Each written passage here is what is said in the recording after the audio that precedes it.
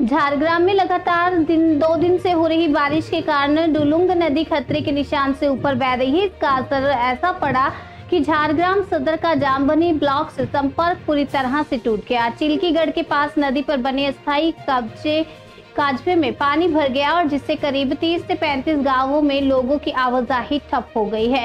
संपर्क टूटने से सबसे ज्यादा असर स्कूलों और अस्पतालों पर पड़ा है। लोग घरों में कैद हैं और काम पर नहीं जा पा रहे। स्थानीय लोगों का कहना है कि वे कई सालों से प्रशासन से पक्के पुल की मांग कर रहे हैं, लेकिन हर बार सिर्फ आश्वासन मिलता है। लोगों को अब उम्मीद है कि प्रशासन इस बार हालात की गंभीरता को समझकर ठोस कदम उठाएगा। কত ঘন্টা এইভাবে 24 ঘন্টা পেরিয়ে গেছে,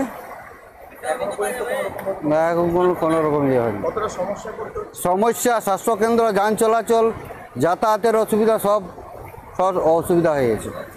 স্বাস্থ্যকেন্দ্রটা আছে না আমাদের এখানে, অসুবিধা হয়েছে স্বাস্থ্যকেন্দ্রের পক্ষে। তাহলে এই মুহূর্তে যদি কোনো পেশেন্টকে রেফার করা হয় তাহলে তো অসুবিধা হয়ে যাবে।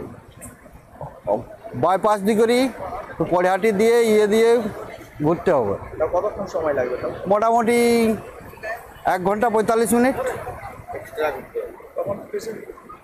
তখন পেশেন্ট কি আর থাকবে?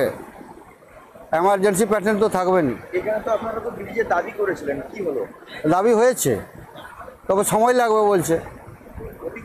প্রতি বছরে সমস্যা হয়, এই বৃষ্টি হলেই সমস্যা হয়। আপনারা কি চাইছেন? আমরা যেমন হয় তাড়াতাড়ি হয় তার ব্যবস্থা, সব জন চলাচল সব যেমন সুবিধা হয়। আপনার নাম? নির্মল মাহাতো। আমি গিদিনি যাবো বলে এসেছি সকাল থেকে, কিন্তু এই যে অবস্থা কাল থেকে আমি দাঁড়িয়েছি, কাল বিকালে এসেছি, তো বিকাল থেকে এসে দেখি পুরো এইসব গাড়ি যাতায়াত বন্ধ, সব কিছু বন্ধ। তো কালকে যেতে পারিনি, সামনে জামবনিতে ছিলাম। তো সকালে এসে দেখছি এখনও তো পুলিশ কর্তারা আছে, ওরা বলছে না যেতে দেওয়া হবে না, তো ঘুরে যেতে হবে। সাঁকরাইল থেকে এসেছি আমি। আজ আমি 14-15 বছর এদিকে আসছি, দিদি বাড়ি আছে, কিন্তু এই রাস্তার এরকমই অবস্থা দেখেছি। উন্নয়ন তো কিছু দেখতেই পাইনি এখানে।